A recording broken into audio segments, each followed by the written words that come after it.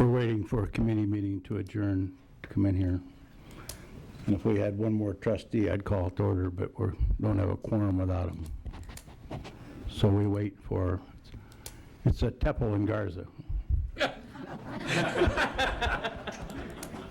They heard you. Everybody applaud. That was funny. All I had to do was mention the name, and you walked in. Ken, It's like you go through 3 times.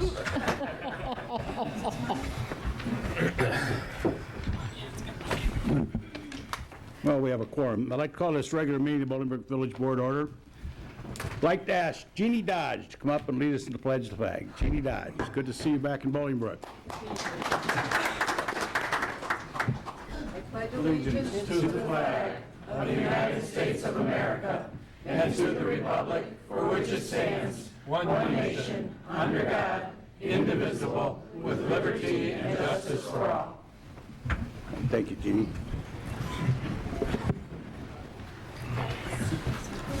Jeannie's husband was David Dodge, a very popular member of the Bolingbrook Police Department, who is no longer with us and was a very active person in our Memorial Day services and other things, and he would have been proud of yesterday's Memorial Day service. Very well done by the Legion and the VFW, and everybody is represented. Very nice day, and it's good to think about Dave, so thanks for coming out tonight. Next, we have the approval of minutes, regular meeting of May 14th. Is there a motion? So moved. Second. Motion trustee Lawler, second trustee Watts. Questions, comments, corrections? Hearing none, all those in favor say aye. Aye. Opposed, same sign. Minutes are approved. Approve the agenda, Mr. Vaughn. Yes, I'd ask that the ordinance number 19-038 be passed subject to the mayor and public service director approval. There are a couple of outstanding issues that need to be worked out. No other additions or corrections. Is there a motion to approve the agenda as amended? So moved. Motion Second. trustee Carpenzano, second trustee Zarate. Comments or questions? Hearing none, all those in favor say aye. Aye. Opposed, same sign. The agenda is approved. One appointment to a commission this evening. Actually, it's a reappointment, I guess. New appointment to beautification, Scott Vegas. Is there a motion to approve that appointment? so move. Motion trustee Basta, Second. second trustee Second. Jesuits. Questions, comments? Hearing none, all in favor say aye. Aye. Opposed, same sign. Reports of officers. A couple of things. One, let's start with the proclamation. There's somebody here from Relay for Life. Ah, yes. Well, he must be Dave. Because the others are Michelle, Barb, and Barb. I'm not Barbara Love, Your Honor. Okay, Relay for Life, American Cancer Society. Whereas Relay for Life is a signature activity of the American Cancer Society and honors cancer survivors, anyone who has ever been diagnosed with cancer, and remembers those lost through the disease. And whereas the American Cancer Society Relay for Life of Bolingbrook brings the community together to take up the fight against cancer. And whereas money raised during the American Cancer Society Relay for Life of Bolingbrook helps support research, education, advocacy, and patient services. And whereas Relay for Life helps fund more than $100 million in cancer research each year.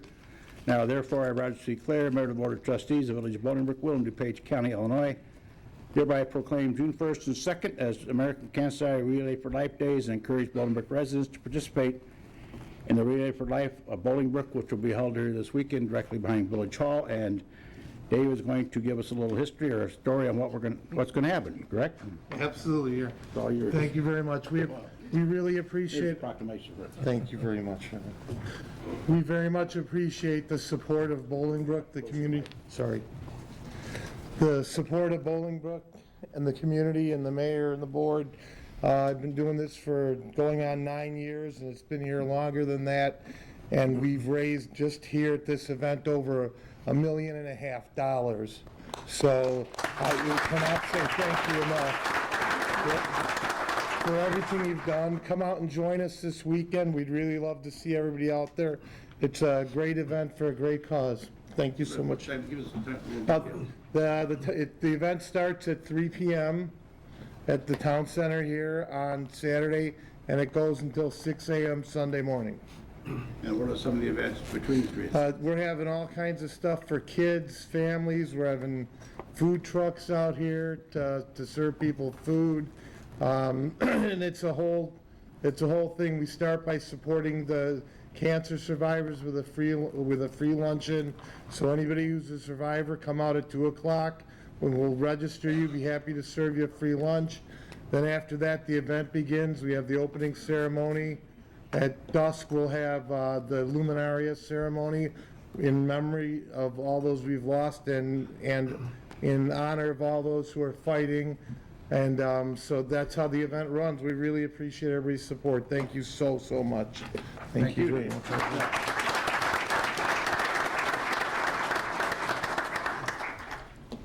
Again, if you're interested, please stop by. I think everyone in this room either knows somebody who's they've lost to cancer, or is struggling with cancer, or has survived cancer. It just touches so many people, and I appreciate them putting on this event. And I was not aware of this event. Back here alone, it raised over $1.5 million. That's a pretty impressive number. So thanks for what you do. Next, I'd like to Wayne Quiet, semi-retired, retired attorney here in Bolingbrook, former village trustee for about 6 years. Would like to comment about something coming up. Wayne? Thank you, Mayor Claire. Yes, I am a retired attorney, but I want to thank the mayor and the village trustees and the village clerk for allowing us to interject a couple of things that's going to happen on Saturday, June 1st at the Bolingbrook Library. It's called Lawyers in the Library. We have a Facebook page, and go to that Facebook page, Lawyers in the Library, and you'll see it starts at 9 o'clock a.m. Be 14 lawyers. There's biographies and what their specialties are. This is our second annual event. Last year we had it kind of in an infant stage, and I think we've honed it a little bit better. And we've got 14 lawyers in different areas of law, everything from criminal law, divorce law, immigration, wills and trusts, homeowner associations, and everything in between. So if you have a legal question or a case that's going on, we gave away about $10,000 in legal time because lawyers only sell their time, and so we normally charge between $200 and $300 an hour. Here's an opportunity for anyone to sit down with a lawyer of their own choosing, to talk to them for about 20 minutes, no fee. There's no entrance fee from the library. There's no fee to the lawyer. It's just you and them, you and the lawyers. We've got female lawyers. We've got black lawyers. We've got male lawyers. It's just a very wide diversity of people, and I'm glad to work with all of them. If you want more information about it, it's called Lawyers in the Library on a Facebook page, and it's about a 20-minute informal conversation. There will be other people around you, so it won't exactly be private, but we try to keep things as informal as we can without disclosing any private stuff to the other people that might be in the room. But there's enough space in between that you can feel confident to talk to the lawyer about what's going on in your life and in your legal history. So we are putting down our legal briefs, we're putting away our word processors, and we're contributing back to the community in a pro bono fashion to help people out. And it's a great event. I hope that it will continue. I'm sure it will. And we appreciate the time to advertise our Lawyers in the Library on Saturday morning, June 1st, from 9 until noon. Thank you.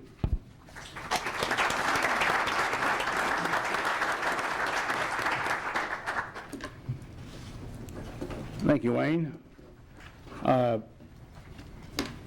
had the unfortunate opportunity to attend the wake of a friend that served Bolingbrook and DuPage Township, actually, as a town collector for 4 years, one term. Shirley Valavicius lived about 6 doors down the street from me. Very active politically. We didn't often agree on things, but I give her credit. We always had very friendly conversations, and we would debate issues, and we didn't always change each other's minds, but she did serve the community as an elected town collector and passed away a couple of weeks ago, and she will be missed. Next, we have some promotions, and I'd like to start with, well, first of all, Police and Fire Board, please join me down here. I have several members here today.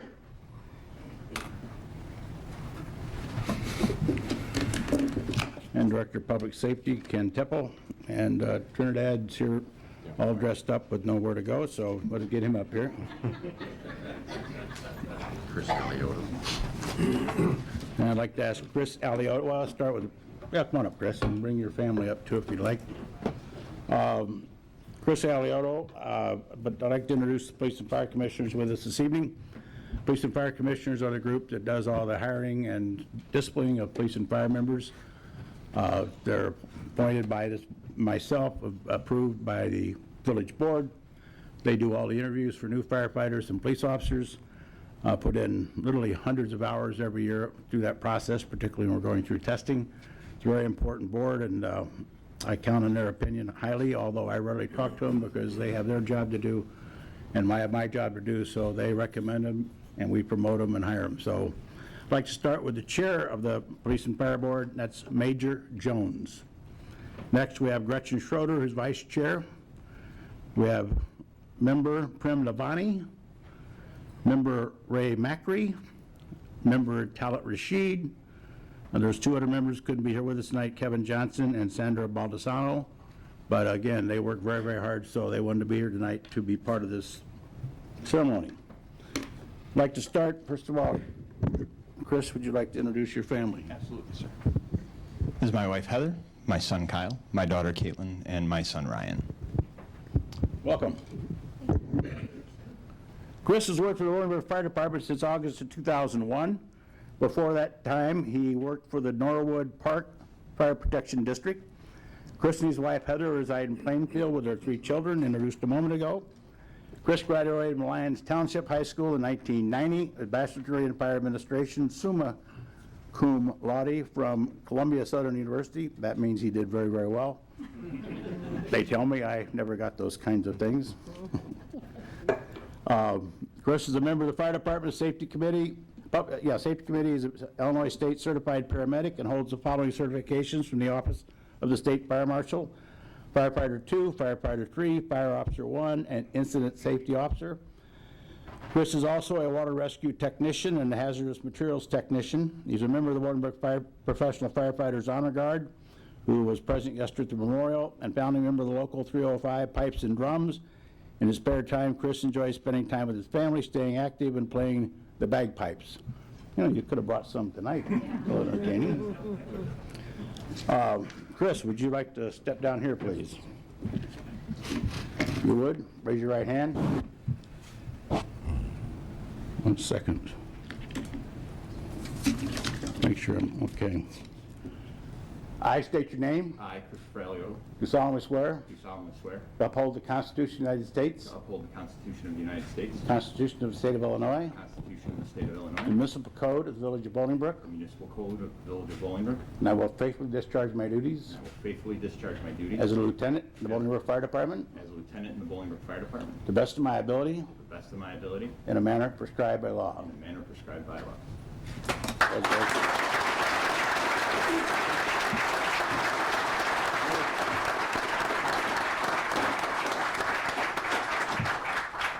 I'd like to present you with this. Yep. And what do you do with the old one? Turn it back in. Oh, that's what you do. They let you keep it, and I don't know, a plaque, put it on an axe or something, no? Megan asked for it back. I'm not gonna pin you. Anyway, these people would like to say hello, I'm sure. Thank you. Congratulations.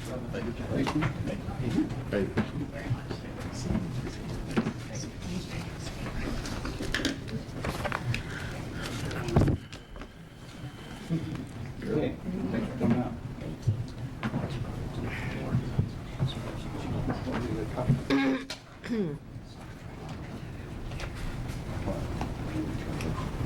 Oh. Next promotion. Vince Radiger to detective. Sergeant, sorry. Come on up, Vince.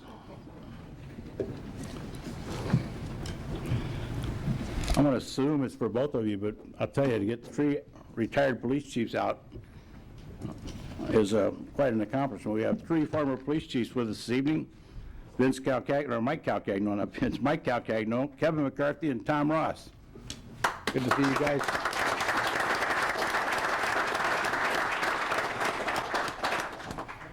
Good to see you guys up and around. Would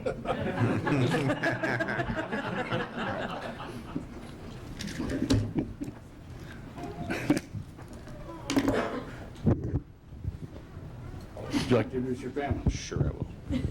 My wife Kimberly, my son Patrick, my daughter Kayla, my daughter Tiffany. Vince Ryder, 47 years old, and has been a member of the Bolingbrook Police Department since July of 1999. After attending Aurora Elementary in Anchorage, Alaska, and Homestead Senior High School in Homestead, Florida,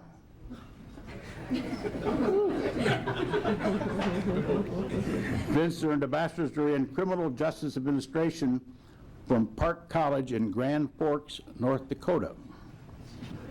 He served in the U.S. Air Force for 4 years and worked as a police officer for the Department of Veterans Affairs before he was hired by Bolingbrook.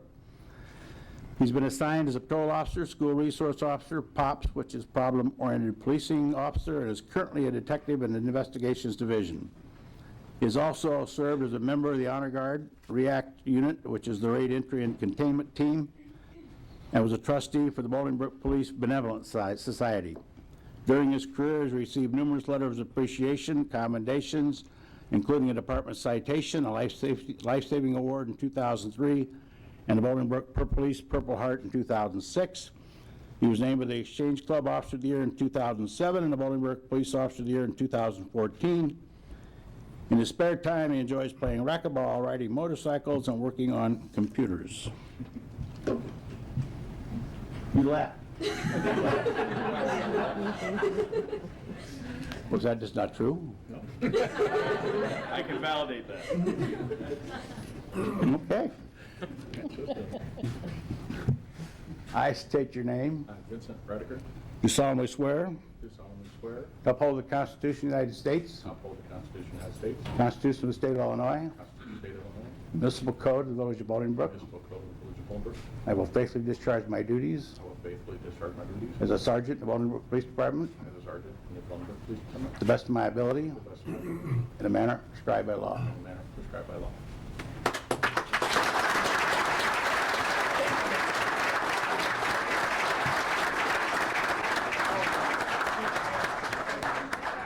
Do you want this? I do.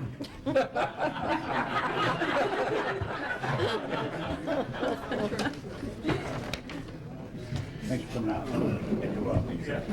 Thank you.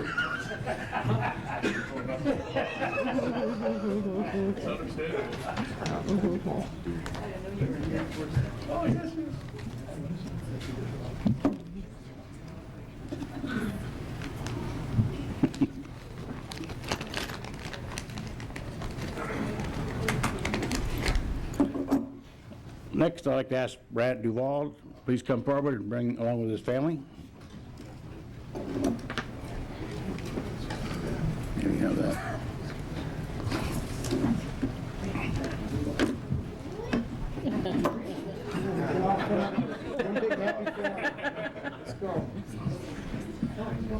Are you part of the family? Well, come on up. We'll get somebody else to do that. Wow. Come on up. We got room. Get close. What's the next one? All right. You sure you know all these people? No, I'm gonna wing it. This is my daughter Lily, my son Jacob, my mother Sandy, my girlfriend Nikki, her daughter Lola, my father Bruce, my brother Trent, my stepmom Joyce, stepdad Carl, and my other brother Keith.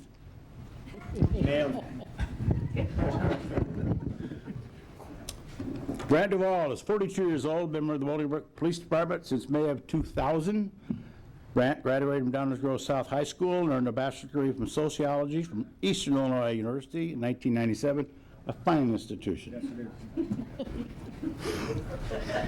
He was a police officer in Lisle for a year before coming to Bolingbrook, where he has served as a patrol officer, field training officer, POPS, problem-oriented policing officer, team leader on the REACT unit, which is again raid entry and containment team. He's also a state certified gang specialist and narcotics investigator. In July of 2009, he was promoted to the rank of sergeant and has served in that rank in the POPS unit for the past 6 years. During his illustrious career. Oh, you wrote it?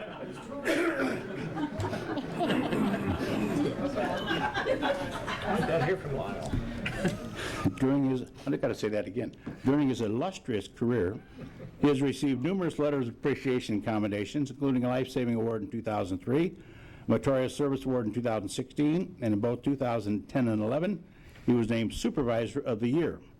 In his spare time, he enjoys reading, running, and exercising. Pretty exciting life you got there. Okay. Forward. Raise your right hand, please. I state your name. I, Brent Duvall, Do solemnly swear. do solemnly swear, Uphold the Constitution of the United States. uphold the Constitution of the United States, Constitution of the State of Illinois. Constitution of the State of Illinois, Municipal Code of the Village of Bolingbrook. and municipal code of the Village of Bolingbrook. And I will faithfully discharge my duties I will faithfully discharge my duties as a lieutenant in the Bolingbrook Police Department as lieutenant in the Bolingbrook Police to the Department best of my ability to the best of my ability in a manner prescribed by law. in a manner prescribed by law. There you go. Thank you, sir.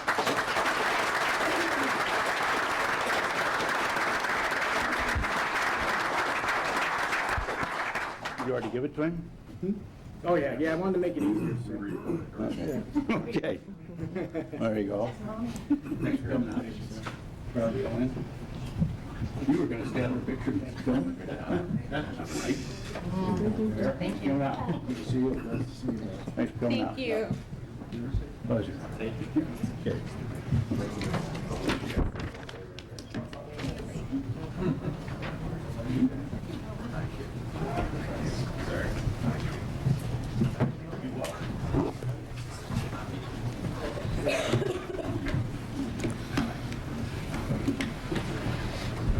And next we have a appointment, reappointment to the Beautification Commission, Scott Vegas. Scott, are you here?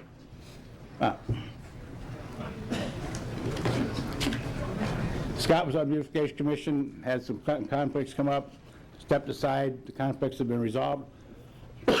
So he wanted to come back, which he's more than welcome to do. He was a very hard worker on beautification.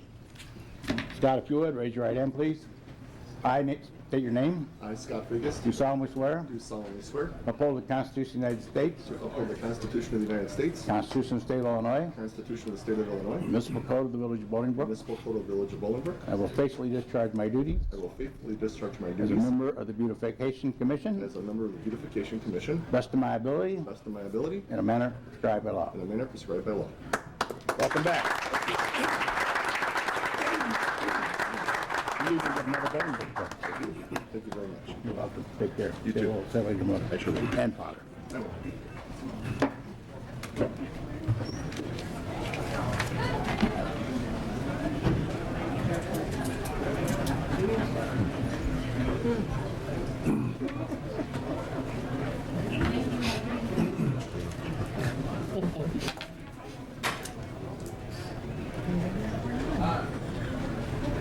And then there were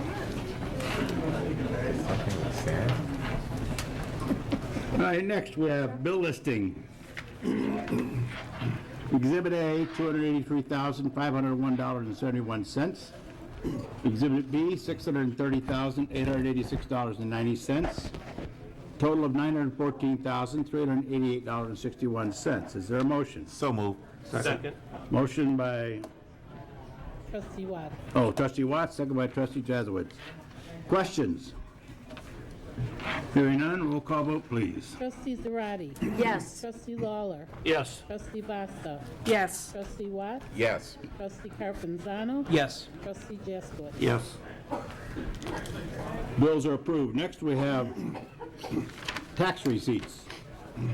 February 2019 state income tax, $708,263.81, corresponding to a year ago of $622,970.88, or a 13.69% increase.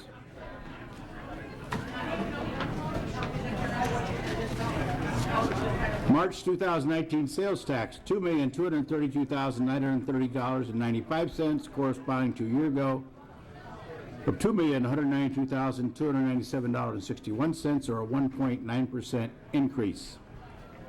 Next, we have March 2019 motor fuel tax, $162,392.46, corresponding to a year ago of $167,954.34, or a 3.3% decrease. And the Illinois General Assembly, again, is keeping $17,503.43 of money that they used to give to us, but they took it back to balance their budget, forcing us to go find ways to make up for that loss.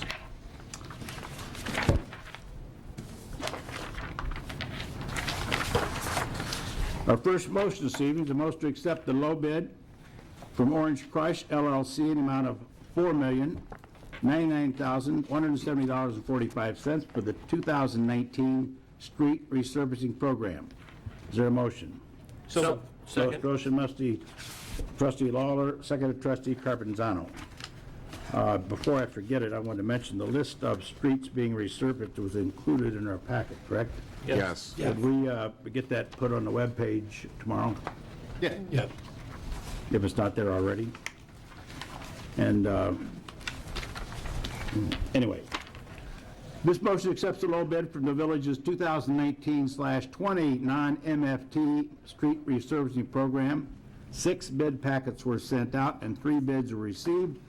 The low bidder is Orange Crush. The cost is $4,099,170.45, which is $99,170.45 over budget. The contract will resurface 20.47 lane miles of street and parts of 36 local streets, and 7 arterial streets are included. And again, the list will be put on a webpage sometime in the next 24 hours. Questions? Hearing none, roll call vote, please. Trustee Zarate. Yes. Trustee Lawler. Yes. Trustee Basta. Yes. Trustee Watts. Yes. Trustee Carpenzano. Yes. Trustee Jesquith. Yes. Our first resolution this evening, the resolution authorizing a contribution to the Community Service Council of Northern Will County for family, individual, and clinical counseling. Is there a motion? So moved. Second. Motion trustee Zarate, second trustee Carpenzano. This resolution approves a $32,000 contribution to the Community Service Council for family and clinical counseling. This is an annual contribution, was included in our budget, our fiscal budget, 2020 budget. This money is a pass-through coming from the Community Development Block Grant Funds, which are federal funds, and we earmarked $32,000 to be used with the counseling center. And this is being approved that it was put in our budget, and tonight we're approving it to be passed along. Questions? Roll call vote, please. Trustee Zarate. Yes. Trustee Lawler. Yes. Trustee Basta. Yes. Trustee Watts. Yes. Trustee Carpenzano. Yes. Trustee Jesquith. Yes. Next resolution approving a 1-year contract with BKD CPAs and advisors for the village's 2018-19 fiscal audit. Is there a motion? So moved. Second. Motion trustee Watts, seconded trustee Zarate. This resolution retains the services of BKD to provide audit services for the 2018/19 fiscal year audit. It is a 1-year contract, and staff will be sending out RFQs for this year's audit ending 2020. The request is a request for Quote. quote. Anyway, the cost is $81,700. The fee includes $6,500 for the new GASB, which is a Governmental Accounting Standards Bureau. 75 Government Accounting Standards Bureau, the GATA, Illinois Grant Accountability and Transparency Act requirements. The Finance Committee has reviewed and recommends approval. I don't have any qualms about adding new requirements to these, but as I said, that's going to add $6,500 to cost, which goes right to the taxpayers. And it's those requirements are added by accounting associations, so it's kind of like make work for the CPAs of America, in my opinion. Questions? Finance Committee has reviewed and recommends approval. Roll call vote, please. Trustee Zarate. Yes. Trustee Lawler. Yes. Trustee Basta. Yes. Trustee Watts. Yes. Trustee Carpenzano. Yes. Trustee Jesquith. Yes. Next resolution is approving an Illinois Department of Transportation local public agency agreement for federal participation. The adjusted Rodeo Drive and King Road roundabout construction cost. Is there a motion? So moved. Motion trustee Carpenzano, seconded trustee Basta. In February, the village board approved an IDOT agreement for the roundabout project in the amount of $2,261,000. IDOT has bid the project, and the low bid came at $2,914,616. 3 bids were submitted ranging from $2.9 million as high as $4 million. The Federal Service Transportation Program funding will supply $764,000. The village is required to certify to IDOT that it is funding for its local share. The village portion of the project is $2,150,616. Through general fund reserves and MFT fund balance, the village has the funding available. Rebidding the project would delay the work until next year, and based on the bids we've observed throughout Chicagoland, we have no reason to believe we would get a lower bid. In fact, we could end up with higher bids. And because of that, we'd also have to re-engineer things, and the temporary pavement would need to be worked around the other 2 projects, which is the Rodale Drive expansion and King Road intersection. The Public Service Committee was contacted and concurs with the approval. This project from Dalton on Rodale Drive is where the 4 lanes come back down to 2 lanes as you're going west off Weber. It's going to widen King Road from there over to King Road. King Road is where Fire Station 5 is located. That's where the road kind of zags. So it'll be made 4 lane to that intersection. We've already let a bid for King Road North, which will start, they're beginning construction now. So King Road will go north, connecting all the way to Hassert Boulevard. So it'll be another north-south corridor on the west side. So when you come down Boughton Road, you'll be able to come straight south on King Road to access 115th as well as Rodale and beyond. We're going to be putting in what's called a roundabout at that intersection, and a roundabout is used heavily in Europe, heavily on the East Coast, and you're seeing more and more of it because a roundabout eliminates the need for a stop light. Stoplights themselves cost anywhere from $750,000 to $1 million, and of course they're susceptible to car damage, they're susceptible to electrical failures, so on and so forth, and of course normal maintenance as well as replacement. A roundabout, there is no maintenance other than the road surface itself. So you're going to see the Rodale Drive widen to 4 lanes to King Road. There'll be a roundabout there, and then you can go north on King Road all the way back to Boughton eventually, or not eventually, this summer. Hopefully all 3 of these projects will be done before the snow flies in November, December. Questions? Hearing none, roll call vote, please. Trustee Zarate. Yes. Trustee Lawler. Yes. Trustee Basta. Yes. Trustee Watts. Yes. Trustee Carpenzano. Yes. Trustee Jaskowitz. Yes. The next resolution for improvement under the Illinois Highway Code, the Illinois Department of Transportation, Rodale Drive and King Road roundabout construction. This is another piece of that same project. Is there a motion? So moved. Motion trustee Jaskowitz, seconded trustee Lawler. This resolution authorizes the appropriation of $1.2 million from the MFT fund balance for the roundabout project, as described earlier. After deducting this amount, the project cost, there's a $1,714,616 needed. This figure is reduced by STP funding of $764,000. The local share is $950,616. Last year, $706,000 was appropriated. Therefore, the village will need to cover $244,616 in additional funding. These monies will come from the general corporate reserves. I know that sounded complicated, and it was frankly complicated to read, but it's basically how we get from to find the funds to get all this project done. Questions? Roll call vote, please. Trustee Zarate. Yes. Trustee Lawler. Yes. Trustee Basta. Yes. Trustee Watts. Yes. Trustee Carpenzano. Yes. Trustee Jaskowitz. Yes. The next ordinance has an accompanying planning commission report, approval of special use permit for a planned development with a variance. The Logan Love Center, 538 East Boughton Road, Henry Entry, the applicant. Is there a motion to accept the planning commission report? So moved. Second. Motion trustee Basta, seconded trustee Lawler. On the planning commission report, are there questions on the planning commission report? Hearing none, all those in favor say aye. Aye. Opposed, same sign. Planning report is accepted, will be placed on file. Now we have the accompanying ordinance approving a special use permit for a planned development to allow a religious institution, including associated uses with parking variances, 538 East Boughton Road. Is there a motion? So moved. Second. Motion trustee Watts, seconded trustee Zarate. This group has applied for a special use permit to allow a religious institution to occupy 7,040 square feet of space at 530 East Mountain Road. This condo unit was purchased.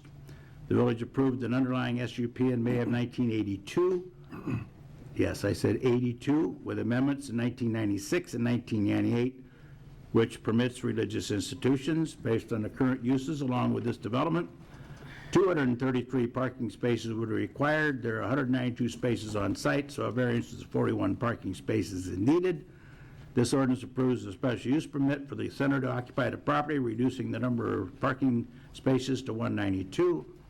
The Planning Commission has reviewed and recommends approval. This project has been debated for months, if not years, in this village. I have very strong concerns about churches going into what I would consider a strip retail center, but it's a permitted use based on the original condo's approval. The problem is sufficient parking. There are other uses in that center, including restaurants, and as churches grow and their activities increase, it will be a strain on the ability for the businesses that are there already to find sufficient parking. This was debated, discussed at great length, and it's up for approval, but again, with some reservations. Questions? Roll call vote, please. Trustee Zarate. Yes. Trustee Lawler. Yes. Trustee Costa. Yes. Trustee Watts. Yes. Trustee Carpenzano. Yes. Trustee Jaskowitz. Yes.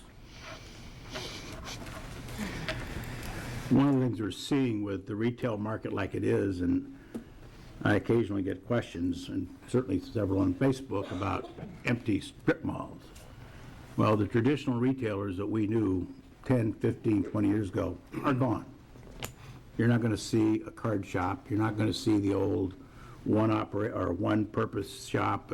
You don't see shoe shops. You don't see small jewelry stores anymore so much. They've all gone to either malls or they've gone away. A lot of it's because of internet and other reasons. Major retailers are closing. The Dress Barn, which fortunately we did not have one, but the Dress Barn, I'm told, closed 650 Dress Barns across the United States last week. Payless Shoes is gone. A lot of those, I could sit here and come up with a list of probably 8 or 10. What that leaves is vacant retail space.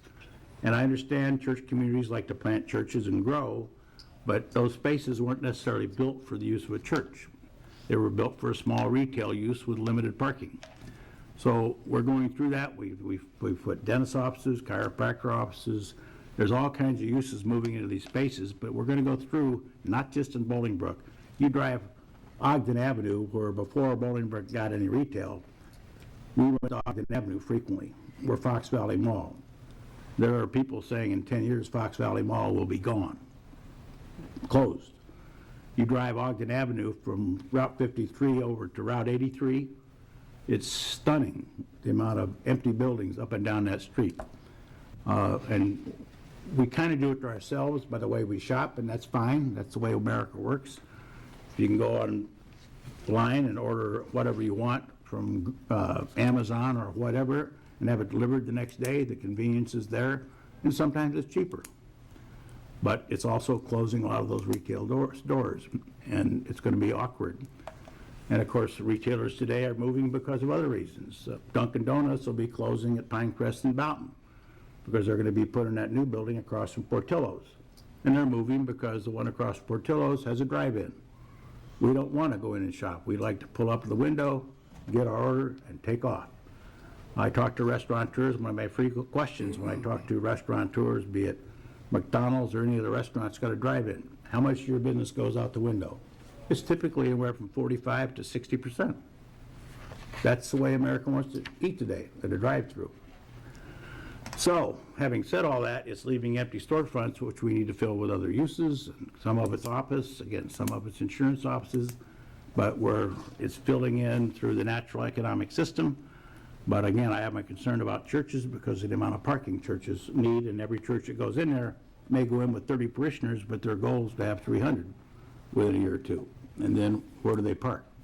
So that's the issue we have to deal with the Plan Commission staff and this board. All right, did we vote on that? We did. Yes. All right, our next Our next item has a planning commission report accompanying it. It's approval of special use permit for a planned development, Fairway Independent Mortgage, 560 West Blount Road. Sean Hennessy, Fairway Independent Mortgage applicant. Is there a motion to accept the planning commission report? So moved. Second. Motion trustee Lawler, second trustee Zarate. Questions on the planning commission report? Hearing none, all in favor say aye. Aye. Opposed, same sign. It's approved. Now, the ordinance is approving a special use permit for a planned development to allow professional office specializing in home financing. Fairway Independent Mortgage, 560 West Boughton Road. Is there a motion? So moved. Motion trustee Zarate, second trustee Basta. Sean Hennessy, doing business as Fairway Independent Mortgage, requested approval of special use permit for 2,016 square feet of tenant space in the Oak Square Retail Plaza at 560 West Boughton Road. This is the building that Oak Square Plaza adjacent to Dog Days, Doggy Day Care and Boarding. Non-sales tax generating businesses are required to obtain a special use permit to locate in a business zoned district. The Planning Commission's reviewed and recommends approval. This is a classic example of what I just got through talking about. This building was built for retail. It was in planning, almost 10 years ago? Yep. Took a very long time to get it built. It finally got built actually by a bank because the original investors lost it for financial reasons. A bank finally went in and finished the project and put it up out for retail. Well, the main building in front was supposed to be, at one time, it was going to be an Ace Hardware store. But all those uses are gone now. So now what we have in there is doggy daycare, which is fine, but it doesn't generate sales tax. Sales tax is what pays the bills around here for police and fire and public services. Now, adjacent to that, there's two other retail buildings, one of which was a beauty supply store, which is closed. It's going to become an art gallery. That's the next item on the agenda. And in this particular case, is another one of those empty storefronts. It's not, nobody's in there now at all, but it's going to become a mortgage banking business, which is fine. But as I said, that doesn't generate sales tax either. So when those things go away for sales tax generators, we have to find other sources of revenue to support public services. Questions? Just on the plus side, it does create jobs, so one or the other, I know it's not the same, but at least these businesses coming into those spots will create a few more jobs, so that's good. This is a mortgage bank business here tonight. How many people work there? There will be, when we open our doors, 6, and there should be 10 to 12 on. 6 people, 10 to 12 in the mortgage banking business. Okay, any other questions? Roll call vote, please. Trustee Zarate. Yes. Trustee Lawler. Yes. Trustee Basta. Yes. Trustee Watts. Yes. Trustee Carpenzano. Yes. Trustee Jaskowitz. Yes. Next item has the company plan commission report. Approval of special use permit for a planned development, Galleria They are. de Arte, 550 West Boughton Road, Ernest Brown applicant. Is there a motion to accept the plan commission report? So moved. Second. Motion trustee Watts, second trustee Carpenzano. Carpenzano. Questions on the plan commission report? Hearing none, all those in favor say aye. Aye. Opposed, same sign. It's approved. Now we have the company ordinance, a special use permit for a planned development to allow an art gallery, Galleria de Arte, Okay. There, there. 550 West Boughton Road. Is there a motion? So moved. Motion Second. trustee Lawler, second trustee Basta. The applicant, Ernest Brown, doing business as, get to say it again, Galleria de Arte, would like to occupy 1,808 square feet of tenant space at 550 West Boughton Road. That's the building adjacent to doggy daycare and boarding. This is the end caps currently used by the beauty supply store I mentioned a moment ago. Property is owned B2 Community Retail, and since non-generating sales tax uses are not permitted in a B2, it requires a special use. That's what we're approving tonight. The Planning Commission has reviewed, recommends approval. Questions? Is Ernest here? Apparently not. Questions? Roll call vote, please. Trustee Zarate. Yes. Trustee Lawler. Yes. Trustee Basta. Yes. Trustee Watts. Yes. Trustee Carpenzano. Yes. Trustee Jaskowitz. Yes. Next, I have Planning Commission Board approval of special use permit for a planned development, CDE Collision Centers, 1310 Lily Cash Lane, Charles Freeburg, CDE Collision Centers applicant. Is there a motion to accept the Planning Commission report? So moved. Motion Second. trustee Jaskowitz, second trustee Basta. Questions of Plan Commission report? Hearing none, all in favor say aye. Aye. Opposed, same signs, approved. Now we have the company ordinance approving a special use permit for planned development to allow an automobile repair and service facility, CED Collision Centers, 1310 Lily Cash Lane. Is there a motion? So moved. Motion Second. trustee Lawler, second trustee Carpenzano. This ordinance approves a special use permit for a property at 1310 Lily Cash Lane. This building is 15,151 square feet and was formerly occupied by Aldi's. Charles Freeberg, doing business at CD Collision Centers, would like to operate a vehicle repair and service facility, an auto body shop. Okay? The applicant operates 5 other locations in Illinois, Indiana, and Michigan. He would like to enclose the existing truck dock, adding 2,370 square feet of space to the building, or a total of 17,524 feet. As part of the renovations, 4 overhead doors will be added, and 1,020 square feet of fence space will be on the north side of the building for after-hours deliveries. All vehicles waiting for repairs will be stored inside. You will not see any wrecked vehicles sitting outside the building. Property is zoned B2, but vehicle uses require a special use permit. And this is not because of non-sales tax reasons, this is because it's an auto use. Anything that's an auto use requires special use from this board too. The business plans to hire 10 to 12 employees and will have regular business hours. The Plan Commission reviewed and recommends approval. Mr. Freeberg here. Come on up. Questions to the board? When this was first published, it was published on Facebook, and of course, 85 people weigh in with opinions on whether or not we need an auto body shop in the old Ollie's. Several people said it should be a restaurant. Well, first of all, the typical restaurant's 1,000, 2,000, maybe 3,000 square feet. This is 15,000 plus square feet. They don't make restaurants that big.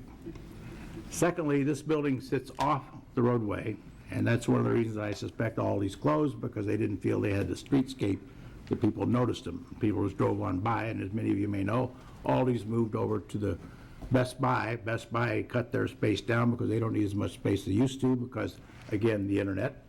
So they cut their store place in half, and all these moved into the other half. So Aldi's is happy, and the company that did that deal was so happy getting the contract to move Aldi's over there that they actually bought the building. And Mr. Friedberg bought the building from the group that moved Aldi's over to Best Buy. With me? I was not happy that Aldi's moved because that was a planned deal that I was mayor when it came through. I liked having it there, and I wasn't happy about moving into the strip mall. I'd rather see them as freestanding, but hey, it's a free world. They can do what they want, so they moved. And of course, then people said, auto body shop. We don't want an auto body shop there. Well, I understand that. But this guy is very convincing. That's one of the reasons I brought him up. He seems like a very first-class operator. He went through all the questions. We asked all the same questions. The internet did. About outdoor storage, nope. Wrecked cars come in, what are they going to do with them? They're not just going to dump them in front of the building. Nope, they're going to go in an enclosed area. Everything will be stored internally as it's worked on. That's one of the advantages of having a real big building. You got, what, 21 bays? Something like that, yes. Approximately 21 bays inside, so there's plenty of room to store the cars. He's going to put on a new facade. He's going to put awnings over the windows, correct? Right. Around the building. Right now, it backs up at the airport. So I don't think the airport will be bothered by this. In fact, it's going to be a better-looking building from the airport perspective. The entrance will be facing Weber. What are you going to do with that? Well, we do have a drawing with us. No, we're not going to go there. We're not going there tonight. Okay, all right. What do Plan Commission did all that. Facing Weber? Yeah. Well, in front of the office, it'll all be steel panels kind of thing, and it's very updated, very modern. It'll drop down a little bit as it goes down, and then toward the back, it'll be raised up again. There'll be some glass doors for entering in, so you can see inside the building. Landscaped very nicely. Right. If you were to look at us online, you'll see some of the locations we have, or I should say I have. They're landscaped very nicely, a lot of flowers, a lot of green. We do a nice job. And we don't have that much grass there to work with, that's for sure. Well, it's a big parking lot. Right, it's a big parking lot. Right, but it will be very nice. Well, you can always rip it up and plant grass. I could do that. I'll think about that. Anybody have any questions? Do I have to do that? You want me to do that? Well, in your free time. Well, you're the owner. You don't do any extra work, do you? Pardon me? You're the owner. I used to. Yeah, for many years. Were you an auto body technician? Yes, I was. Yep. We didn't talk about that. Yes, I was a technician for 7.5 years, and while working for this car dealership, I told him I would buy him some one day, and he looked at me and says, "I hope you do, kid." And I did. So, thank you. Charles, It worked what out. brought you to Bolingbrook? I lived here for about maybe 7 years, back in the 80s, and liked the area. I come through here a lot, and there's nobody who's asking me to come here as far as insurance carriers, what have you. It just looked like a great opportunity, and when we do go to a village, we are involved. We'll be involved. We don't just stay there and do our own thing. We will, we do a lot of different things for charities. We work with chambers and stuff like that. We will join, and we'll be part of the community. Other locations was mentioned. Where are some of your other locations? I have one out in Canton, Michigan. I have 5 in Indiana, and then I have the balance here in Illinois.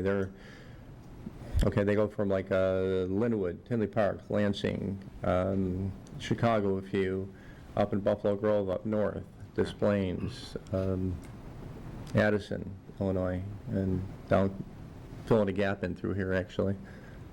And where do you live? I live in Homer Glen at this time.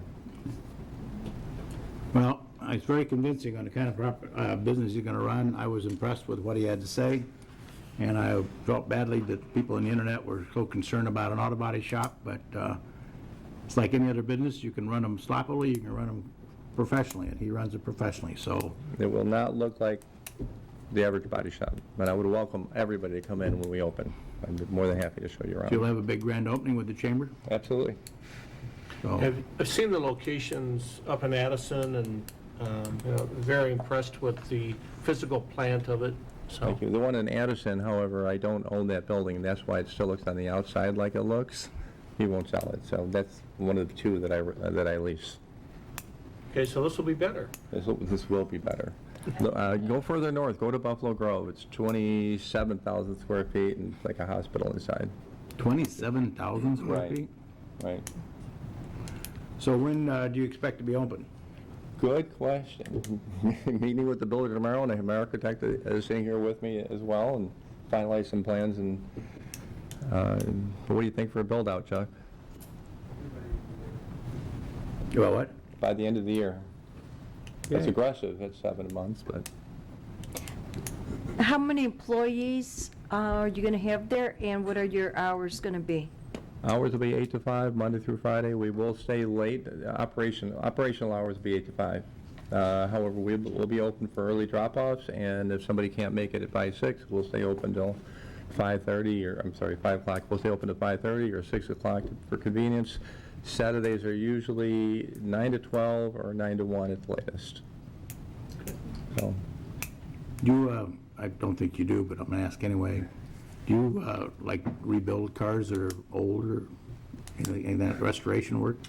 I have done that, yes, and it was, for myself, I've done it. I've done it for a few friends of mine, and through a conversation at a children's Christmas party, he asked me if I could restore his 1962 Divco milk truck for this kind of sit up, standing up in it, little panel doors. 1962, asked me if I could fix it for $50,000. That turned into about a $350,000 deal. Well, I was going to ask you. We're still friends too, by the way. The answer is no. I was going to ask you about a 1939 Buick, but I don't think so now. No, but I have done that for friends, and I still will. So, actually, I'm going to be doing a '61 Cadillac here shortly. You a big fan of counting cars on cable? I'm an okay fan. What's that? Because I'm too busy. I don't watch too much TV. Well, thank you for bringing your business to Bolingbrook. We appreciate it. Well, I appreciate everyone here. Thank you guys so much. I can't wait to do this, get started, and I hope to be an asset to the community as well. I think you will be. Thank Any you. other questions? Thank you. Thank Roll you. call vote, please. Thank you. Great, thank you. Trustee Zarate. Yes. Trustee Lawler. Yes. Trustee Basta. Yes. Trustee Watts. Yes. Trustee Carpenzano. Yes. Trustee Jaskowitz. Yes. Next, we have Plan Commission report accompanying an ordinance. The Plan Commission report approval of special use permit for a plan development with variances, final development plan Green Road Logistics Center, southwest corner of Green Road and Hawk Trail. Jeff Brown, Elmhurst, Chicago Stone applicant. Is there a motion to accept the Planning Commission report? So move. Second. Motion trustee Zarate, seconded trustee Lawler. Questions on the Planning Commission report? Hearing none, all in favor say aye. Aye. Opposed, same sign. The Planning Commission report's approved. Now we have the accompanying ordinance approving a special use permit for a planned development with variances of final development plan, Green Road Logistics Center, southwest corner of Green Road and Hawk Trail. Is there a motion on the ordinance? So move. Motion trustee Carpenzano, seconded trustee Basto. Or Zarate. Zarate. You guys got to speak up. I know, but I don't, for some of you. I'm old. Elmhurst Chicago Stone owns 599.71 acres of property located on Royce Road, north edge of Bolingbrook. The ownership predates the village incorporation. It's been there for many years prior to the incorporation in 1865, the village incorporation. The company's been a good corporate neighbor. In order to address flooding along the DePage River, the company constructed a bypass channel so that water at flood stage will be diverted into Whalen Lake, which they constructed and donated. Well, they didn't really donate it to the Will County Forest Reserve. They sold it to the Will County Forest. Donated. Anyway, the company also constructed at their cost a bike path connecting Whalen Lake to the Green Valley Forest Reserve, which was a DuPage County project. Royce Road is subject to intermittent flooding and road closures, as I believe it's closed as we speak due to the heavy rains yesterday. In conjunction with this development project, Elmhurst Chicago Stone Company will be enlarging and replacing culverts beneath Royce Road and elevating the roadway by approximately 5 feet to eliminate future flooding and/or the closing of Royce Road. The company and village staff are currently reviewing road plans, and the goal is to try and get the project started and finished this year. The development will be called the Green Road Logistics Center, and rental fees will help offset the Royce Road construction costs, which are estimated at about $1.5 million. The property will be bermed and screened from view. With the village's continued expansions of industrial development, there's a need to provide storage for trucks and trailers, some of which is theirs, some of which belongs to others. The Plan Commission has reviewed and recommends approval. This is like 5 paragraphs, but it's much more complicated than that. And Jeff Brown from Elmhurst Stone, I know, is with us. Jeff, why don't you come down to the microphone?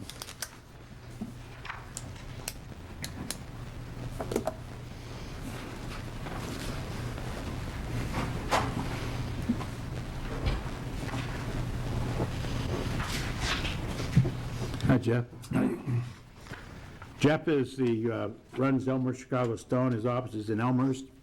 Been to Bolingbrook numerous times. He replaced a longtime friend of mine who's been to this meeting before too. That was a guy named Ken Lehner, who's legendary in DuPage County and Elmhurst Stone. And this project actually got started with Ken Lehner back, this is 25 years ago. It was an idea at that time. It was a very complicated idea and a very expensive idea. But it's coming to fruition, and this is kind of like the last step in that multiple step cycle to get these things done. And it's one of those things I don't know where to start, but when we get the other part of this project, get to this board for approval, I want to give that elaborate explanation that I wanted, that I don't know if it was done to the Planning Commission or not, but I'd like to do it for this board to appreciate and understand the role of Elmhurst Stone in not only helping themselves, but helping this village and the residents in this area with some problems we had. The bike path's one. They were very cooperative in extending the bike path for those people that enjoy the bike path. They were very cooperative with the issues of the bike path along the trout farm, Hidden Lakes, in getting things done in a proper way there. They were cooperative in doing lots of things up and down the river, which they control a big part of the riverfront property. They built this diversion channel to divert water away from the DuPage River. People call up and say, the DuPage River flooding, what can we do about it? That water's coming from north. It's coming to DuPage County. None of that water is generated in Bolingbrook. It flows into the DuPage River and heads south during heavy rains. And it's like, you read this across the country, the flooding that's going on in Nebraska and Oklahoma and Missouri and so on. They're seeing record flooding. Now, what causes that? Excess water, okay? But why it's hitting these records, I don't know. But Royce Road is closed several times a year because the road floods.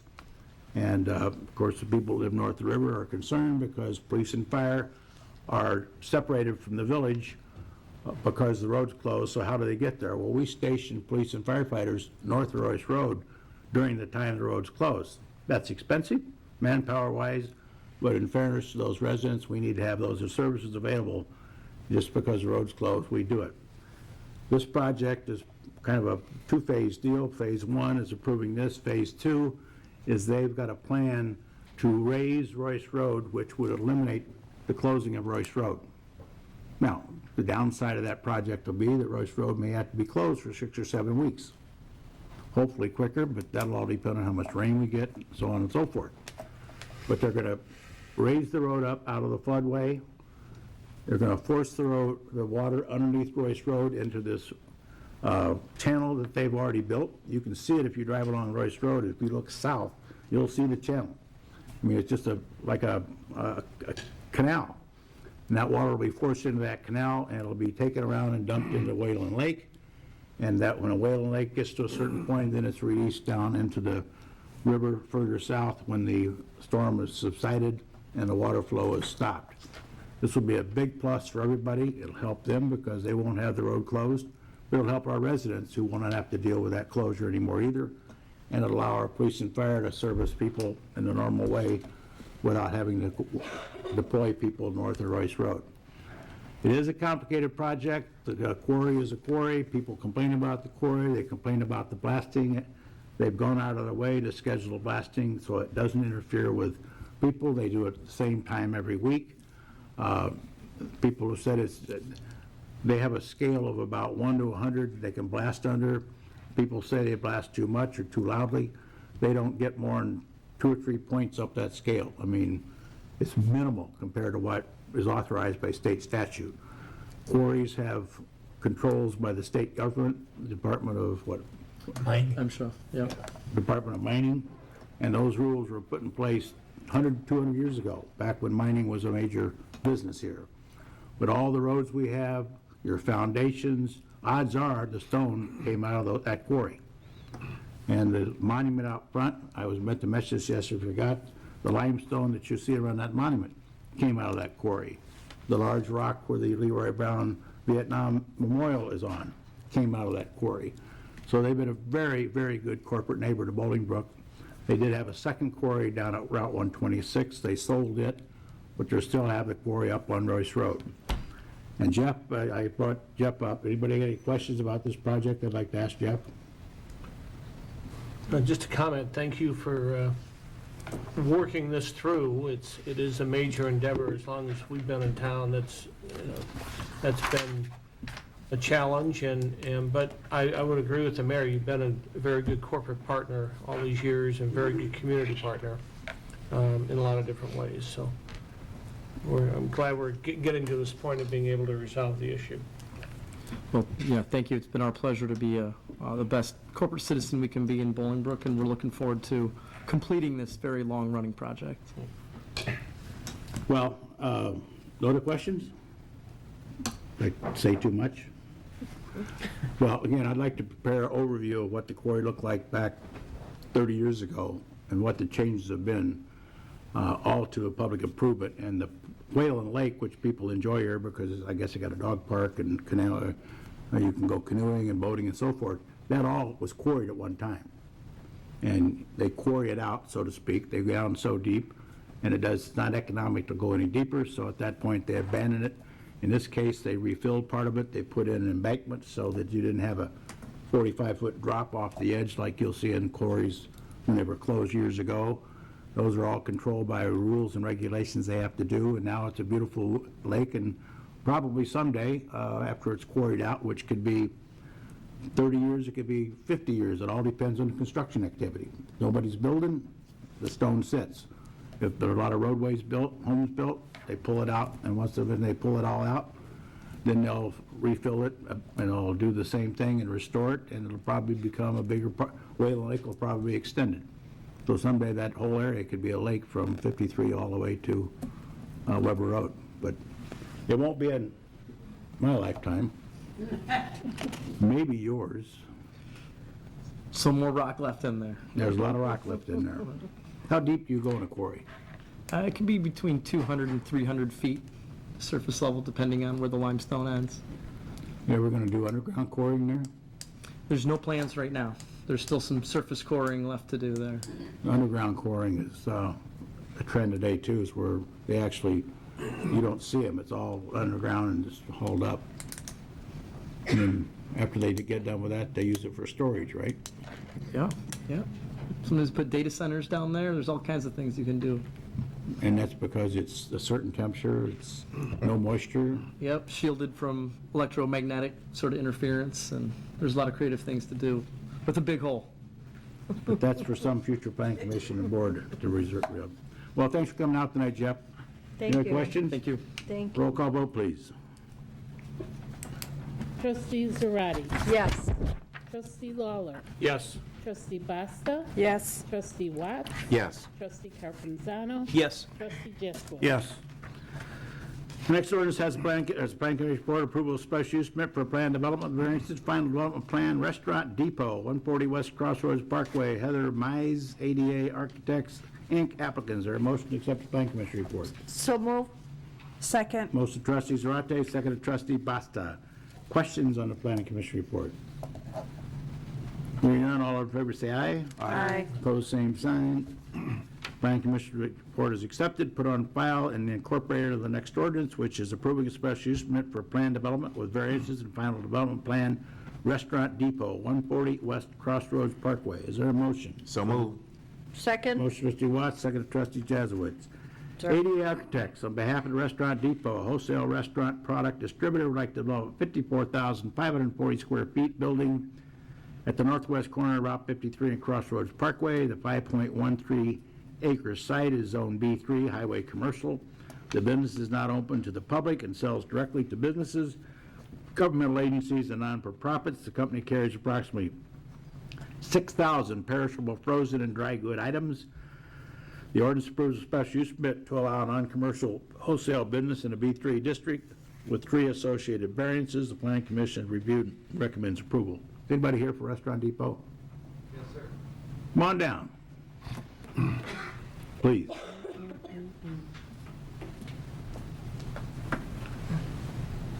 I'm only asking you to come down because it's kind of a niche business you have, and a lot of people don't understand what are you actually with Restaurant Depot?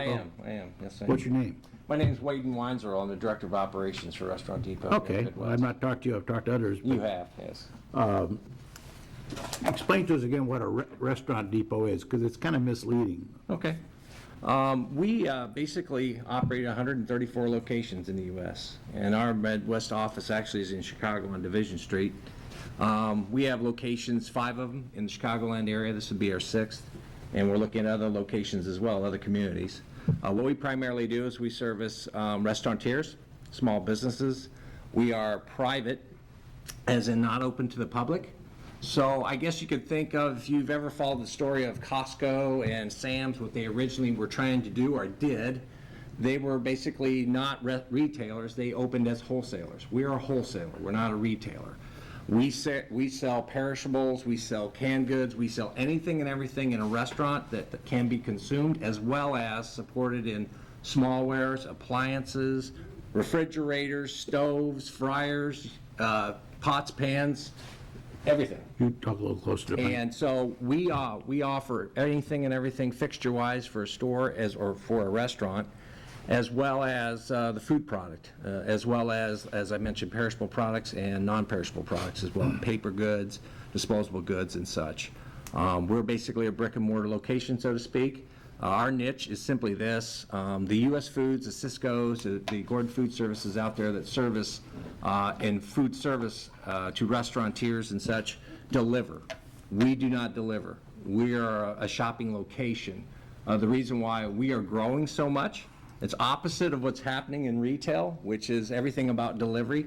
The food service business has been primary delivery for years, centuries, it seems like. And so we're different because we can service as the back room or storage or refrigerator for your restaurants locally. They don't have to buy in minimums with us. They can buy in units, they can buy cases, they can buy pallets or any quantity they like, because we can service that need off the shelf. onto a cart, or we can sell it by pallet. Basically, it's their choice, and that's what they like, because basically we don't tie up their capital.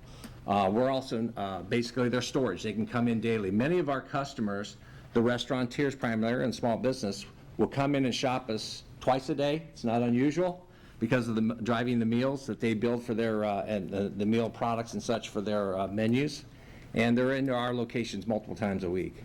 So basically, we're growing leaps and bounds because of what we do. We save restaurateurs and businesses 20% at least to what they would be serviced by what we call broadliners or food service companies. Do you have prepared food? We do not do prepared foods. We don't do anything that we cut or service in that manner, no. So meat basically comes in commodity-based and such. Oh, sorry. Commodity-based on meats, and produce is all basically wrapped or basically what you would find in a store.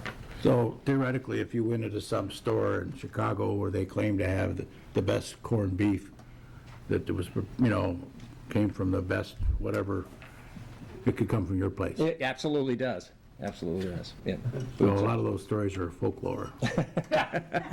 Well, That's a good word, folklore. we carry all the main brands, but we also carry our private label products as well. You mentioned in here, the mention is nonprofits. I believe one of our local organizations is one of your customers. Oh, yeah, absolutely. Nonprofits are big with us. And churches, I know my church does as well. I actually live out in St. Charles, but, basically that's what we service the nonprofits as well. It's a big part of our business.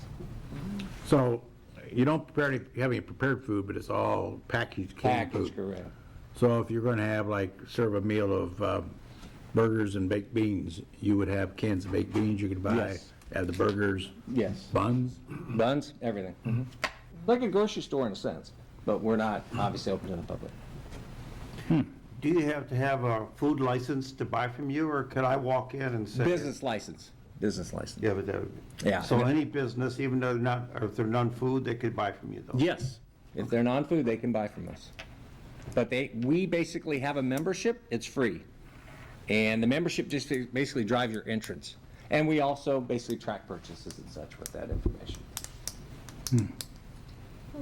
It's going to be at the corner of Crossroads Parkway and 53. It's an empty lot directly south of Arena Auto Auction, or is it not called Arena? Mannheim Auto Auction. It's that corner. It's been there forever.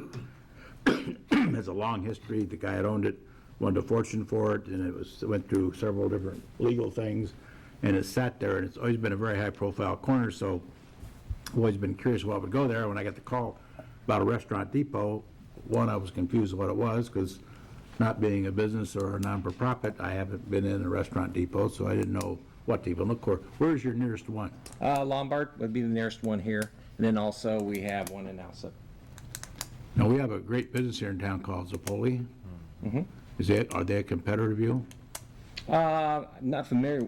Are they a food service? Is it Foley? No, they sell restaurant equipment. Equipment. They would be somewhat just based on the fact that we sell restaurant equipment as well, but not directly. Well, they're on Frontage Road, just west or east of 53.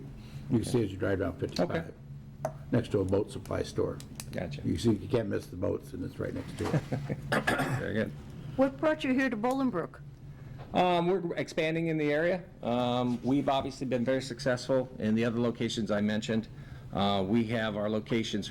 Our divisional office is on the second story of one of our largest, highest volume stores in the country, and that's on Goose Island. And we've been there probably over 20 years. We've continued to grow. We're a privately held company, so our growth is just basically continuing to reinvest in the business.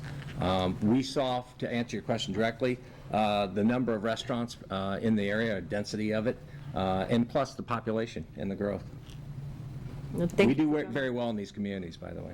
When do you expect to be open? I would say early next year, based on going through the process and such, I would think. Well, we spent a lot of time on the building itself, the elevations, both 53 Crossroads. It's going to be an interesting business. I'm anxious to see it. Maybe I'll become a nonprofit so I can get some There food. you go. We'd love to have you. Well, you've tasted some chicken soup that's sourced from Restaurant Depot. The Knights are a big, Knights of Columbus are a big. Oh, sure, absolutely. Yeah, many of the restaurants in this area probably travel up to us, believe it or not. A lot of business a lot of the restaurateurs and small businesses will travel at least an hour or two to us. That's not unusual, not unusual at all. You're not telling me that Joe Shelley, the Knights of Columbus, buys the chicken noodle soup there? He makes it from scratch. He makes it from scratch, of course. He might get the chicken and the kitchen. Careful. And the pots. The Careful. big pots, the big cooking pots. I know you're a knight, but they'll come after you. I can't give away the recipe, I was sworn to that, but, Well, we carry prepared too as well. no, they do make the soup from scratch, but what they get Mike is the wants to big cooking stop. pots. Maybe the broth.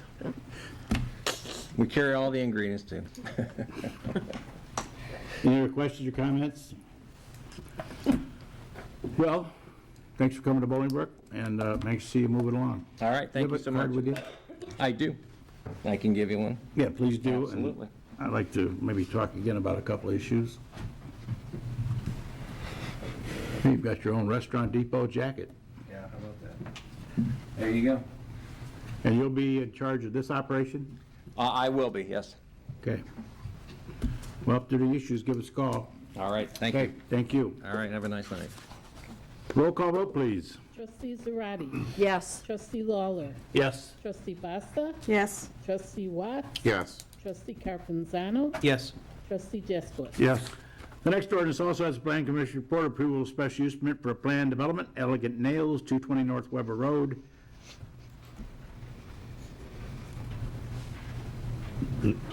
Lee?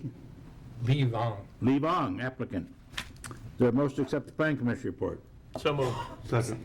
Motion trustee Lawler, second trustee Jaskowitz. Questions or comments? Roll call vote, please. Trustee Zarate. Yes. Trustee Lawler. Yes. Trustee Basta. Yes. Trustee Watts. Yes. Trustee Carpenzano. Yes. Trustee Jaskowitz. Yes. The next ordinance approving a special use permit for a planned development to allow a nail salon, Elegant Nails of Bolingbrook, 220 North Weber Road. Is there a motion? Motion trustee Carpenzano, second trustee Basta. The applicant would like to open a nail salon at 2,268 square feet in tenant space in 220 North Weber Road. This is in the Brookwood Shopping Plaza where Verizon and Jersey Mike's, south of Chili's on Weber Road. The property is Zone B2 Community Retail. Non-sales tax generating business are required to obtain a special use permit to locate in the business zone district. The Plan Commission has reviewed and recommends approval. Questions? Roll call vote, please. Trustee Zarate. Yes. Trustee Lawler. Yes. Trustee Basta. Yes. Trustee Watts. Yes. Trustee Carpenzano. Yes. Trustee Jaskowitz. Yes. The next ordinance amending Chapter 20 of the Municipal Code regarding health regulations. Is there a motion? So moved. Second. Motion trustee Bassa, seconded trustee Lawler. This ordinance revises Chapter 20 of the Municipal Code to make modifications to the waste and refuse procedures of the village. The ordinance has three components, creates a procedure for direct billing of residents for the cost of garbage removal, including an administrative handling charge, allows for the voluntary use of curbside toters up to 32 gallons for recycling. The existing blue bins are still, lids for the existing blue bins are still acceptable, and lids are available for nothing. We have those here at Village Hall. Group will also rent toters to residents for $3 a month, or you can purchase one at any of the major Home Depot, Lowe's, or Menards, and probably others. C, provides for the enforcement regarding use of toters. Toters must be stored outside of view from the street and stored either inside or behind the house, the same as blue bins. Various board committees are reviewed and recommends adoption. The village will start the billing next week with 1/3 of the village receiving their first quarterly bill. This board made a decision well over a year ago to take garbage, refuse collection fees off the tax bill and go to direct billing. That was unanimously approved.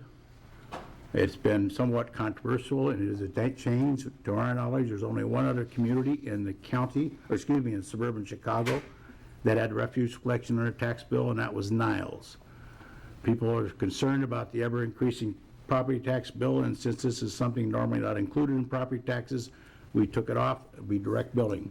It is not an increased cost. It's the same cost that was on the property tax bill is being billed directly, approximately $21 and change a month, which is the same as it was when it was on the tax bill. The first quarterly billing will be, again, approximately $60-some, or, 60-some dollars, and it'll be for 1 quarter, and we'll do a third of the town, a third of the town, and a third of the town, approximately 7,000 plus residents per quarter, or households.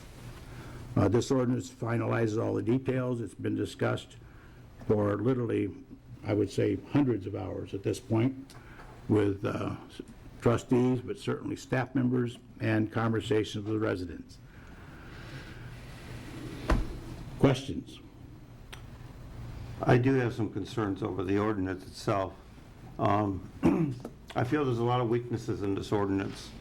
One is, you mentioned that we're doing what all the other towns in the area are doing now, starting to bill directly, but we're not offering toters like all the other towns offer as well for garbage, just for the recycle part of that. And even there, it's weak because we're allowing people to use covers now, but it's not mandatory for the people to use covers. So the violators who, we hear about all the complaints on windy days, how people lose their recycle bins and lose the trash, and it's all over the neighborhoods, and you got paper flying all over. And if we don't make covers mandatory, that's going to continue to happen. The violators don't care. They won't take the time to come to the village to pick up the free cover and things like that. So that's one area that I think we need to work on. The other thing is the billing our residents is a new logistic for them. And there's going to be some hardship cases. We know that. We've already heard that at the last meeting and so on. But there's no leeway in this ordinance on how to deal with delinquency. It's just basically, we're going to lien your home, we're going to charge you 10%, we're going to do this, we're going to do that. But it doesn't tell, are we going to give out warnings? Or what kinds of, how are we going to notify people if they're delinquent? If it says here we're going to charge them 10% a month, that's usurious. I checked the law. In Illinois, for local communities, is only allowed to charge 9% per annum, not 10% per month. And so the ordinance itself, if you look at the Illinois state law, is in violation of that law. At least, now, Jim, you may know something different, I don't know. But, so there's that issue. Are we gonna wait a whole quarter to notify people that we just charged them 30% because they were delinquent after 31 days? Those are all the kinds of things that this ordinance does not address. Is that usurious? Is that? No, it's not usurious. We mirrored our collection practices off of what other communities are doing. And if you determined there was a state law being violated, I wish you'd have brought it up before tonight. We could have researched that. I just found out about it today. Well, he tells me it's not the case. As far as people that don't pay their bills, we have that with other fines and fees and so forth. There are procedures. I know at the last meeting you mentioned, what about the people that can't pay their garbage? Well, there are people that couldn't pay their property taxes, which included garbage. There are agencies in town. You got the Rotary Club, there's Lions Club, there's Community Service Council, there's the Page Township, there's Will County Center for Community Concerns. There's a lot of agencies that help people that have difficulty paying bills. But this bill was being paid before through property taxes, so it's not a new charge to residents. It's simply taking it off the property tax bill and going to direct billing. As far as the total issue, I know you don't like to accept that fact, but we did have a community-wide meeting. The majority, small as it may be, wanted to leave it alone as we have it now with the bags and not go to toters. I know you don't like that, but that's what the results of that meeting were. You've seen those results. And maybe, again, it was a small margin, but presidents are elected by small margins. So as far as the blue bins blowing around, toters will blow around, garbage cans blow around, plastic bags blow around, everything blows around. The winds we had yesterday literally were blowing larger items around. I read about trucks and vehicles being pushed around. The lids are there. As far as making a law that they use lids, I think that's a little bit overreach. I don't put lids on my garbage bins, my recycling bins. I pack it so it doesn't blow. If you put loose paper on top, it's going to blow. If you pack it right, it doesn't. And I don't want to spend time at a public meeting talking about how to pack a blue bin. But very few people have a problem with that. It is an issue in some cases during heavy winds, particularly on the far west side, which was farmland and there's no trees to stop the wind. Not so much a problem on the east side of town where there's mature trees and the winds aren't quite as great. As those trees grow, that problem will go away, but it'll be, well, I won't be here when that happens probably. But the reality is, we're taking it, going to direct billing like most other communities do, and I know you say everybody else has got toters. They don't all other have toters either. But generalizations are easy to make at public meetings to grab a following. It's just not fact. And this is not being usurious. And I would rely upon our village I'm attorney. just going by what the law said when I looked it up. If you want to, just I will pass it go. down. I will go with an attorney as opposed to what you might be looking at. But I just believe, I know we had that meeting about a year ago or so, but there's nothing wrong with options. The people that can abide by the ordinance, put their toters in their garage, keep them out of sight, and if they want them, what is wrong with allowing them to do that and pay that additional fee that they have to rent that from group or whoever we're going to be using to pick up our refuse? We're supposed to represent all our residents, not just the few. And if we can make changes to address that, those who don't want it can continue on the way it is. That's an option. Those who would like to enhance the way they do their garbage by using a toter, they should have that option. That's all I'm saying. Noted. Thank you. Any other questions? I'm excited that we're moving towards options. These are exactly the options that we were discussing and that have been discussed, and I think this is a great step forward. Roll call vote, please. Trustee Zarate. Yes. Trustee Lawler. Yes. Trustee Basta. Yes. Trustee Watts. Yes. Trustee Carpenzano. Yes. Trustee Jesquith. No. And our last ordinance is amending Chapter 13 of the Municipal Code and increasing Class C8 beer and wine from 1 to 2 for E&E Barbecue, doing business as Dickey's Barbecue Pit, 1242 West Mountain Road. Is there a motion? So move. Second. Motion trustee Watts, seconded trustee Basta. Jeff Doyle. Jeff here tonight? Jeff Doyle is opening Dickey's Barbecue Place Restaurant at 1242 West Mountain Road. It's between Cobo and Jimmy John's in front of the Jewel. He plans to open the first week of June. He's requested a beer and wine liquor license. The ordinance increases the number of C8 liquor licenses from 1 to 2 to accommodate the request. Questions? Roll call vote, please. Trustee Zarate. Yes. Trustee Lawler. Yes. Trustee Basta. Yes. Trustee Watts. Yes. Trustee Carpenzano. Yes. Trustee Jesquith. Yes. Next, we have questions from the audience. So if somebody's got a question, will it ever quit raining? Please don't ask it. We don't know. Questions from the audience? Yes. You have to come up. You have to come up here.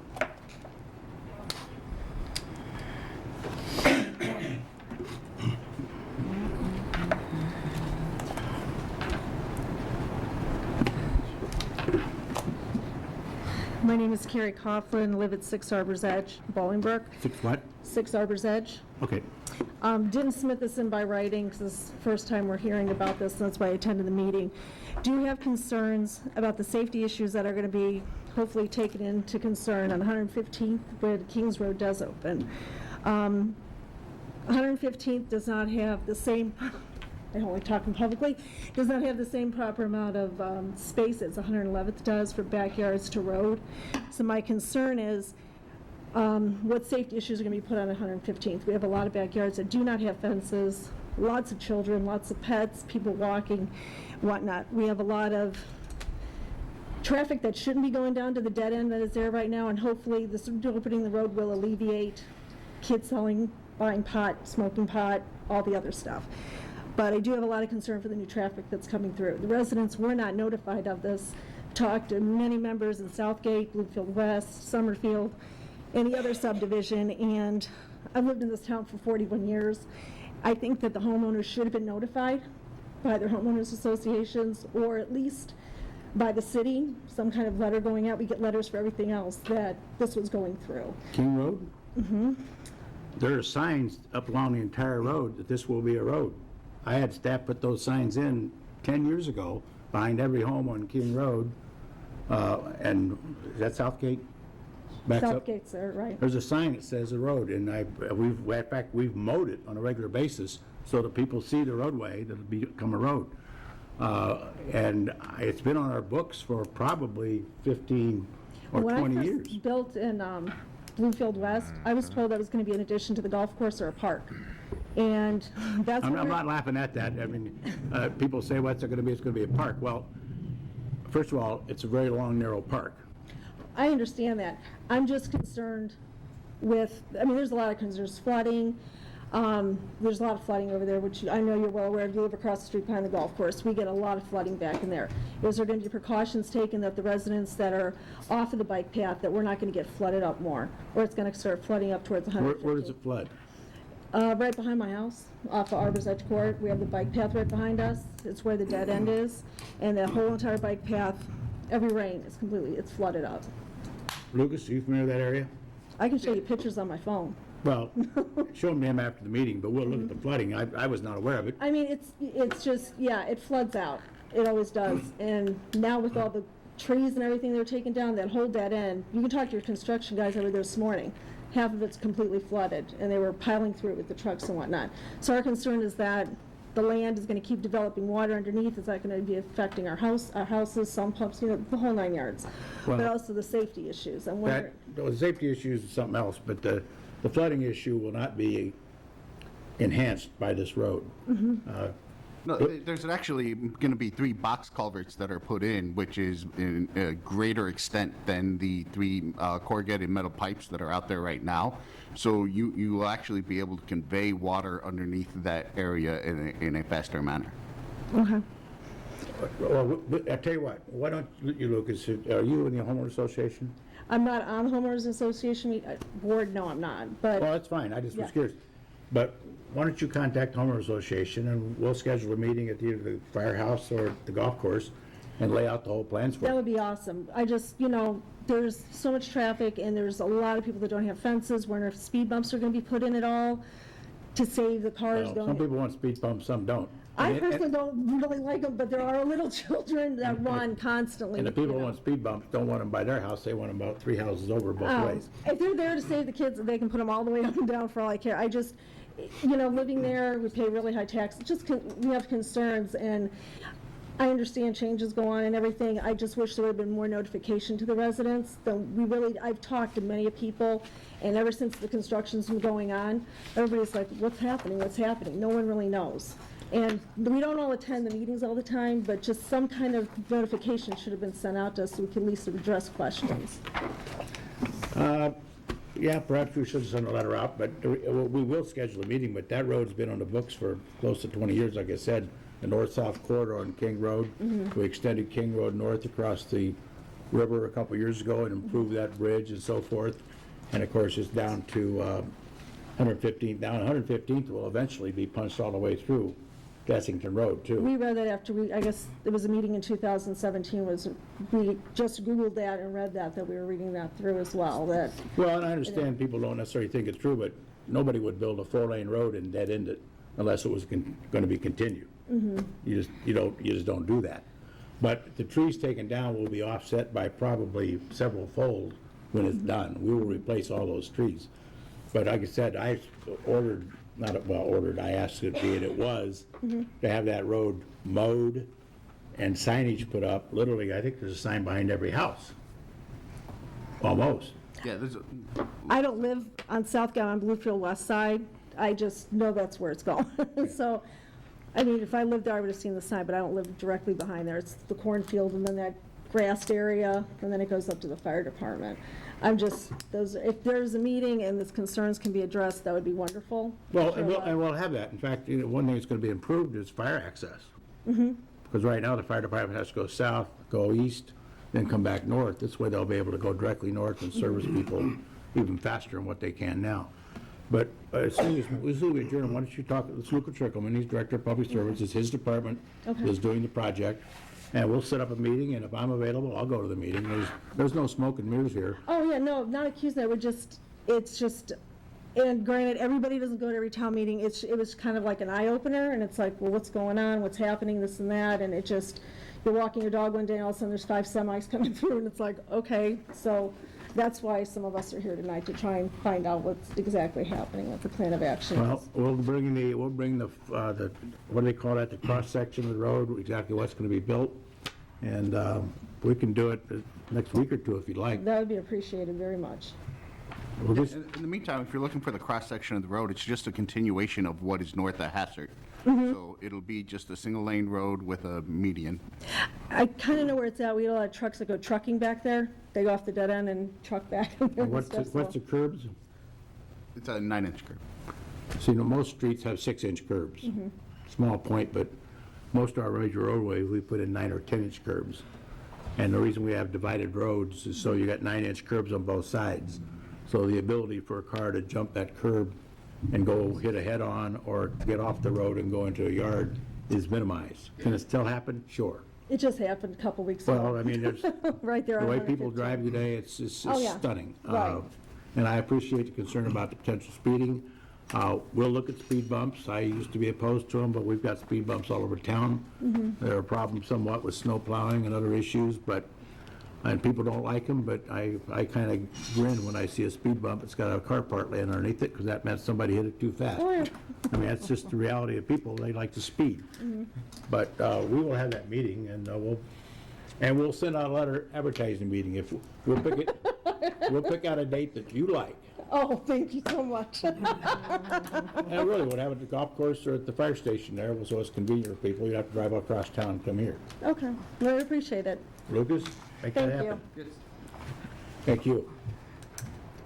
Anyone else? Trustee comments, reports. Trustee Zarate. Thank you, Mayor. First of all, I would like to thank everyone who came out to the Memorial Day ceremony, which was, we went to 3 locations. We went to Boardman Cemetery, Hillcrest Cemetery, and ended up at Town Center's Veterans Memorial. It was a wonderful turnout, and I just like to thank the veterans and the mayor for having this event every year. It's wonderful to show people that, you know, we care about everyone who served this country and who are there now, their sons, their daughters. And I just want to say thank you so much for that. I also have another, it's U.S. citizenship application. Haz de Ciudadano, become a citizen. Taller workshop, Saturday, June 8th, from 9 a.m. to noon. The Southwest Suburban Immigrant Project is hosting this event. There's no address, but you could call them at 630-296-6755 for any additional information. That's all I have. Thank you. Well, if the rain stops, next Wednesday, we're going to start the concert series. Go to the website, bolingbrook.com, and get all the lineup for the summer, 7:30 to 9 p.m. This Saturday, I'm a proud member of the Bolingbrook Lions Club. The mayor is as well. And this Saturday, it's Saturday, June 8th and June 9th, is an amazing event. Visually impaired athletes come in from all over the country and participate in a tournament. This year's field includes the last 3 Beep Baseball World Champions. And if you come out, the schedule is 8 a.m., 11 a.m., 2:30 on Saturday, and then the championship starts Sunday, the 9th at 8 a.m. This weekend, I may be stealing some thunder if I am. You got Okay. this weekend? I do, but go for it. Cavalcade of Plains. 10 a.m. to 4 p.m., Saturday and Sunday. You have a chance to ride on the Ford Trimotor, which is the first commercial airline, the B-25 Bomber, and T-6 Texan. That's a 2-seater, but anywhere from 20 to 30,000 people come out for the weekend. $5 for adults, $3 for kids. Kids under 12 are free. So phenomenal event to see vintage and new airplanes. And that's it. Thank you. Camp Katakani full-day summer day camp for ages 5 through 16, starting on June 10th through August 9th, 445 Trout Farm Road in Bolingbrook. It's a safe, enriching experience. The website is way too long to say, but the phone number is 630-629-5160.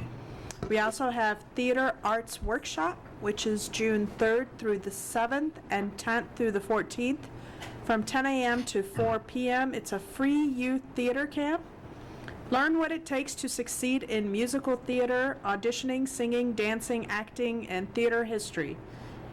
Grades 6 through 12 at Fountaindale Public Library. That's it for me. Good evening, everyone. I'd like to start by congratulating our commission appointees as well as those that were promoted in our police department and fire department. Thank you for your service. It's greatly appreciated. A couple of announcements here. West Suburban Community Pantry, in conjunction with New Hope Baptist Church, is hosting their monthly food pantry day, food giveaway. The next one is June 3rd, 2019. New Hope Baptist Church is located at 509 East Briarcliff. The time is from 4 to 6 p.m. DuPage Township is hosting their Kids Fest Thursday, June 6, 2019. That's 11 a.m. to 2 p.m. It's a free event. There's games, food, fun. That's taking place at 241 Canterbury Lane here in Bolingbrook. That's the Kid Fest, hosted by DuPage Township. And then finally, Relay for Life is having their North Will County versus Cancer event. That's taking place June 1st from 3 to 6 a.m. So 3 p.m. to 6 a.m. at the Bolingbrook Town Center, 375 Briarcliff here in Bolingbrook. If you have any questions, you can contact Heidi Gonzalez at 708-633-7771. Those here this evening, be safe traveling home this evening. All right, speaking of weather, want to give a big kudos to all the communities and neighborhoods who kind of came together yesterday after that horrible storm, and we saw pictures all over social media of people cleaning out storm drains. Big shout out obviously to Public Safety and Public Services who sprung into action as well, but it was really neat and warm to see the residents come together and help each other out. So kudos on that. Rockin' with Rock Bottom Sunset Concert Series. So Trustee Lawler talked about the concert series here at the Performing Arts Center. This concert series is at the Promenade Bolingbrook. So Wednesdays on the Hill and Thursdays at the Promenade. The concert series runs June 6th through September 12th. That's Thursday nights from 7 p.m. to 9 p.m. If you want to get there earlier, beginning at 4 p.m. is the new street market. So the farmers market has got expanded into a street market, actually taking over a new street in the Promenade. So that opens the same dates, June 6th through September 12th, and that starts at 4 o'clock, concert at 7 o'clock. Of course, the concert is completely free. Bolingbrook Pride Picnic and Puppies, that is June 9th from 12 to 6 p.m. right here behind Village Hall. That's open to the public. They're going to have, I read, a tremendous list of activities that includes puppy cuddles, a faith village, a hug tent. I highly encourage you to check it out. There's a whole list of activities. Again, if you visit the Bolingbrook Pride Facebook page, you can learn all about that event. Thank you so much. I was also going to mention the Bolingbrook Pride thing. It's the second annual one. It's right here behind Village Hall. Last year, we had about 300 people show up. We expect a lot more this year. I would encourage you to come out, take a look, and see what's going on. Enjoy the food, the music, the vendors, and have a good time. And then on Saturday, June 8th, I'm going to be hosting my second town hall. I had one a couple years ago. We had a great turnout. It's going to be at the library from 3:30 to 5 o'clock.